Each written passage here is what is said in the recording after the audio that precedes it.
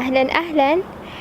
اليوم جالسة ألحق الشمس قبل تروح عشان أصور فيديو. اللي تابعني بسناب شات يعرف إنه أنا الحين في مشكلة كبيرة مع الإضاءة، يا أما إني أكون مشغولة وقت الإضاءة تكون موجودة، أو العكس إنه لما أكون فاضية ما يكون في شمس أقدر أصور فيديو جديد. فالحين جالسة ألحق الشمس شوي وتغرب، بس إن شاء الله يمدينا نخلص الفيديو قبل. اليوم راح أحكي لكم عن الأشياء اللي راح تكون جديدة في القناة، ايش الإضافات اللي انتوا قلتوا انه حابين تشوفونها في القناة، والأشياء الإضافات اللي أنا حابة أضيفها.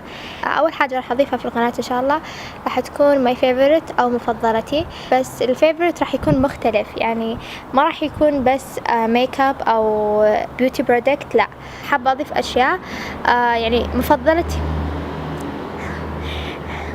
هذا اللي يصور برا يسمع صوت سيارات. مفضلتي في السوشيال ميديا، أو كتاب حبيته، أو حساب حبيته في سناب، أو حسابات حبيتها في انستغرام، أو فيديو حابة أشارككم إياه، فمفضلتي تكون منوعة. قبل فترة نزلت بوست في الانستغرام أو بلغتكم اللي حابة أشوف حسابها، وإذا حابة أنشر حسابها في إحدى فيديوهاتي، فرح يعني بس تكتب لي حسابها تحت وراح أطلع عليه سواء في سناب أو في انستغرام.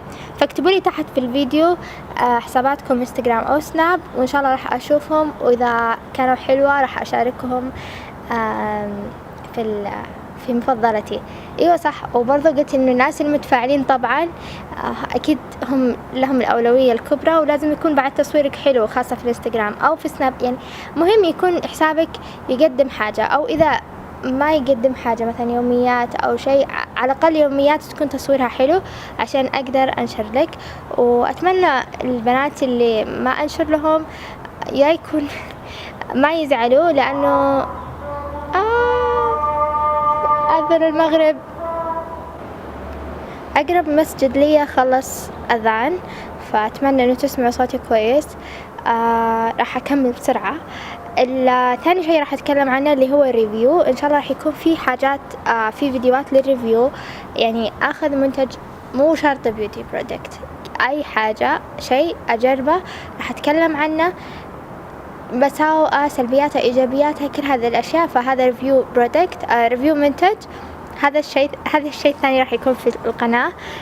برضو راح يكون في أشياء اللي هي أبغى أكون أنا وياكم مع بعض نسويها، تحديات زي تذكرون تحدي الإجازة زي كذا، بس راح أحاول إنه يكون يعني تحدي أقل، مو شهر، أو مثلا شيء بسيط نقدر نسوي مع بعض.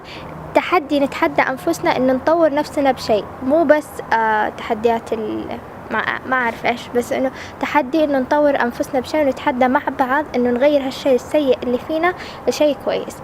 فهذا ثالث حاجة. آخر حاجة راح أتكلم عنها اللي هو دعم المشاريع الصغيرة. فكرة دعم المشاريع الصغيرة، في مشاريع، في بنات تكلموا معاي على أساس إنه دعم المشاريع وهذه الأشياء، وحلو الواحد يفيد طرفين. يعني أصحاب المشاريع الصغيرة ما عندهم مبالغ إنه يدفعون إعلانات كبيرة، صح ولا لا؟ فإحنا كواجبنا إنه نساعدهم في هالشيء، وحلو إنهم يعني سووا شيء مفيد في حياتهم. فعشان كذا وعشان نكون صريحين مع بعض، خلال الفيديو أي فيديو أنا راح أحطه إن شاء الله لما أتكلم عن منتج أو أتكلم عن محل أو عن مشروع صغير، فراح يكون في 3 رموز. الرمز الأول راح يكون تجربة شخصية، معناها إنه ما الشيء اللي أنا أتكلم عنه مو مثلا صاحبة متجر أرسلتها لي صورة، تجربة شخصية، يعني تجربتي أنا اشتريتها وأنا جربتها وهذه تجربتي فعلا. دعم المشاريع الصغيرة، راح أحط لكم الصور كل واحدة إيش رمز، يعني أنتوا خلاص عارفين هذا رمز إيش. لما أكتب دعم يعني إنه هذا المتجر أو هذا المشروع الصغير أرسل منتجات سواء لي أو لكم، ونجربهم مع بعض بدون مقابل مالي، بدون إني أنا أخذ مقابل مالي. فهمتوا علي؟ الفترة الجاية راح إن شاء الله يكون في مسابقة. طبعا هذه المسابقة هي مسابقة ودعم متجر. كان هذا المتجر تعاون معاي على أساس إنه يرسل منتجات من عنده الوحدة منكم، بحيث إنه نسوي مسابقة، واللي تفوز بالجائزة راح تاخذ الأشياء وتجربها بنفسها. أنا حابة أنتوا تجربون نفسكم.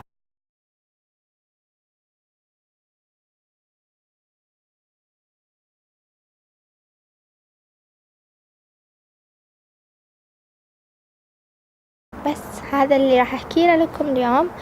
وسويت ريفيو وراح يكون في فلوجات برضو إن شاء الله، يعني إذا كان في شيء يستاهل إنه أسوي فلوج عنه إن شاء الله راح أسوي فلوجات.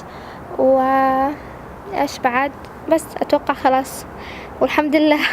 لسه في إضاءة، أصلا الصورة طلعت مرة خرافية كذا، ما أعرف، أحس ظلام مدري إيش، أحس الصورة مرة صارت خرافية كذا.